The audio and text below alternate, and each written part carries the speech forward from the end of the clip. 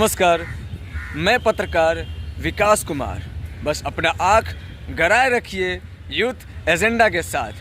तो बस हमारी मुलाकात एक रिसर्च स्कॉलर से हुई जो पर्यावरण के शोधार्थ हैं। तो आइए आज हम बात करेंगे पर्यावरण के मुद्दों पे।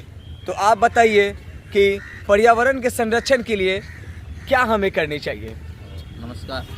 सबसे बड़ी चीज़ है कि पर्यावरण के संरक्षण के लिए जो तमाम उपाय हो रहे हैं वो बहुत अच्छे हैं। सबसे बड़ी चीज़ है कि 2-3 चीज़ों पे हमें ध्यान देनी चाहिए।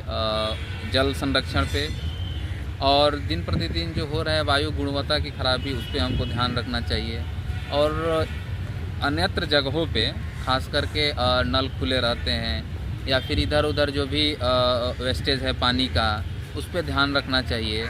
और सबसे बड़ी चीज़ क्या होती है कि लोगों के बीच में जागरूकता के अभाव नहीं है। लोग जागरूक हो रहे हैं धीरे धीरे। जो कहा जाता है ना कि चैरिटी बिगिंस एट होम, अच्छे कार्यों की शुरुआत आपको स्वयं अपने घर से करनी चाहिए, तो लोग कर रहे हैं। लेकिन इसके प्रति जो लोगों की जागरूकता है अभी बहुत कम है। और आप ये चीज़ सोचते हैं कि हर एक चीज़ सरकार करे, हर एक चीज़ हम करें, वो करे, तो ऐसे नहीं होगा। हम जब तक शुरू नहीं करेंगे कोई भी चीज़ों को, तब तक एक सकारात्मक परिवर्तन नहीं आएगा। और सकारात्मक परिवर्तन लाने के लिए आपको अपने बच्चों को, अपने आसपास के लोगों को पर्यावरण के प्रति जागरूक करना होगा, पेड़ पौधों के प्रति जागरूक करना होगा। तब जा कर के एक हम स्वच्छ हवा, सुंदर हवा दे सकते हैं और स्वच्छ जल दे सकते हैं। देखिए, कहा गया था ना कि शुरू से ये चीज़ कहा गया है कि क्षितिजल पावक गगन समीरा, मैंने क्षितिजल पावक गगन समीरा, पंच तत्व मिल बना शरीरा। मैंने 5 तत्वों के मिलने से यह शरीर का निर्माण होता है। और ये क्या है, जो भगवान का आप कंसेप्ट देते हैं, तो भगवान की कंसेप्ट यही है। भ मीन्स भूमि, ग मीन्स गगन, व मीन्स वायु और न मीन्स नीर, नीर मीन्स पानी। तो ये एक भगवान है और ये इसको वेद पुराण सब जगह कहा गया है कि भगवान तो आपके पास साक्षात हैं। तो आप इनको बचाएंगे ना, आप प्रकृति को बचाएंगे। आप प्रकृति को लोग कहता है कि मदर अर्थ को कुछ चाहिए नहीं। मदर अर्थ को आप बस मदर माने। और मदर को मानने के लिए आपको क्या करना है, माता कहावत है ना कि हम पृथ्व्याम पुत्र, मैं पृथ्वी का पुत्र हूँ। तो कहने की चीज़ है कि जब आप पृथ्वी के पुत्र हैं तो ऐसा मत करिए, शोषण नहीं करिए और आप लोगों को जागरूक करिए, नल के पानी को व्यर्थ नहीं कीजिए। तो ये पर्यावरण के प्रति जो है एक चेंजिंग आएगा। आए दिन लगातार आप देख रहे हैं पेड़ों की कटाई खूब तेजी से हो रही है। इसको रोकने के लिए आप क्या संदेश देना चाहेंगे?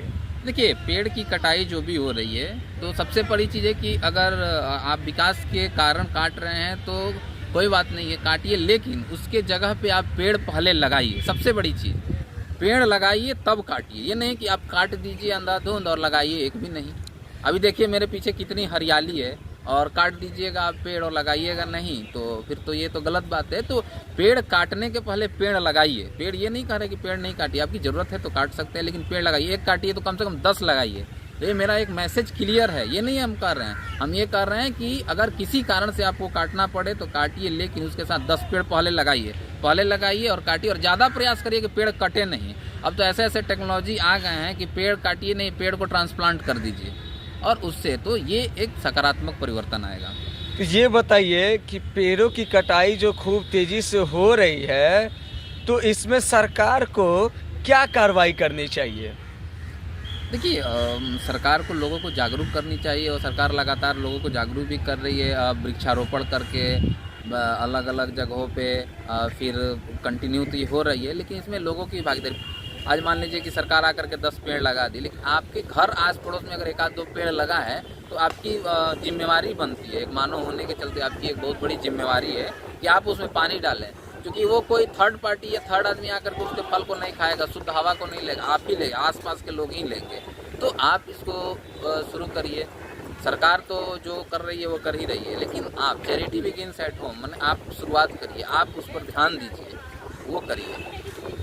जी, आपने जैसा कि देखा, पेड़ों के संतुलन के लिए, पेड़ों से मित्रता बनाए रखने के लिए, तो मतलब पर्यावरण के प्रति जो विस्तार पूर्वक हमारे सामने जो अमित जी हैं, वो बहुत ही अच्छे से पर्यावरण के आन बान और शान के लिए, पर्यावरण के लिए ही, उनके संतुलन के लिए ही जो ये आपके सामने विस्तार किए हैं, ये बहुत ही खूब रहा।